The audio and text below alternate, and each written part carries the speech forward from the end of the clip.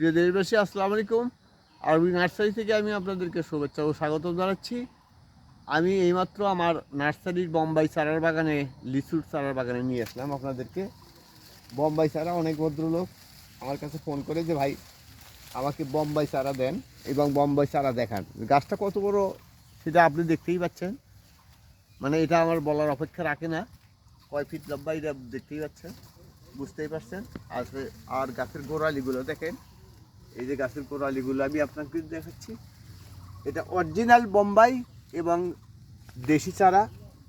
এই যে দেখেন, এই যে দেশি চারা, এই যে দেখেন বোম্বাই চারাটা অত্যন্ত সুস্বাদু, সুমিষ্ট এবং গোল। এই যে আমি ভেতরে নিয়ে যাচ্ছি আপনাদেরকে আরও। এই দেখেন, এই যে দেখেন, এই যে একটা চারা, এই যে একটা চারা আমি আপনাদেরকে দেখাচ্ছি ইনশাল্লাহ। তো আমার কাছে সব চারাই আছে। আমি ইন্ডিকেট করে আপনাদেরকে বোম্বাই চারাটা দেখালাম, কারণ অনেক ভদ্রলোক বলে যে বোম্বাই চারা আবার দেশি চারা দেখান। তো সেই ক্ষেত্রে আমি বোম্বাই চারার বাগানে নিয়েছিলাম। আমার চায়না থ্রি আছে, এই দেখেন আর একটা চারা চায়না থ্রি। এই যে লিচু দেখেন, এই যে বোম্বাইয়ের লিচু, এই যে লিচু ধরছে, এই লিচু এটা দেখতেই পাচ্ছেন, লিচু ধরছে।